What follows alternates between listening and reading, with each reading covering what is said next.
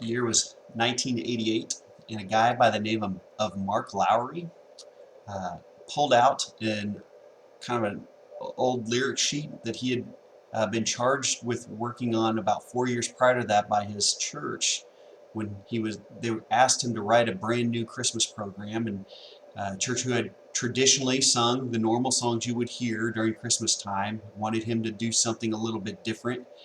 So this hyperactive lyricist penned a poem that he couldn't quite get into song form.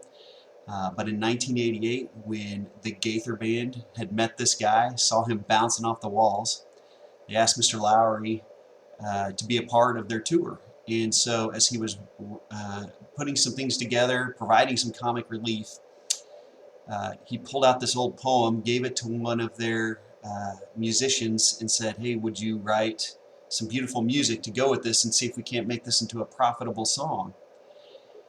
And that musician took it seriously, and he organized the music and the lyrics in such a way that we asked this one profound question, and it's summed up in lots of smaller rhetorical questions. But the question is, Mary, did you know?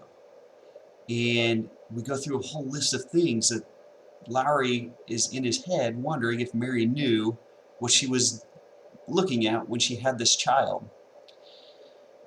And so we're in our Incarnate series, and we're looking at Zechariah chapter 11, verses 4 through 14.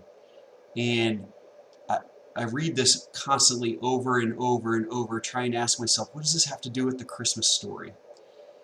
Because this is very much a prophecy about the shepherd who is ultimately rejected by Israel and breaks favor, breaks union during a time when all these false shepherds show up, and ultimately he's going to come back and be the shepherd, the one, the Messiah.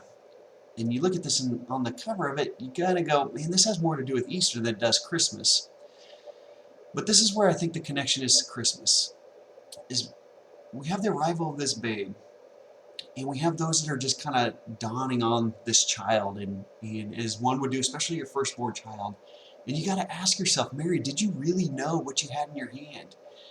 There's one question in that song that I think is more profound than all the rest.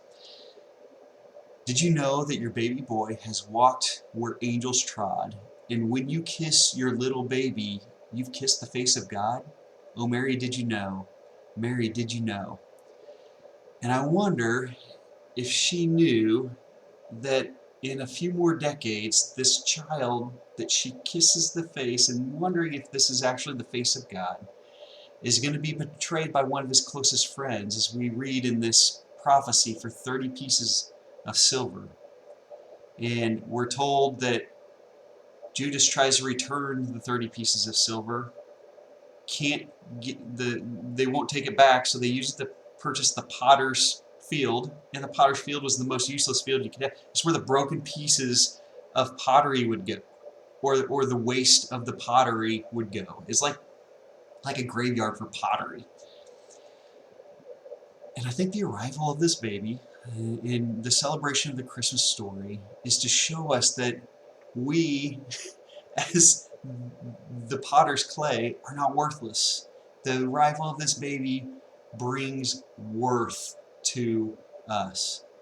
And so I ask you this question, and I want you to think about this for a little while today.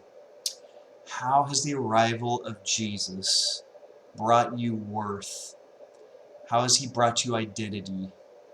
And how can you celebrate that worth during this season? And I wonder if those who looked on this baby for the very first time knew that that's what he was bringing with them. You all have a blessed day, and we'll talk to you very soon.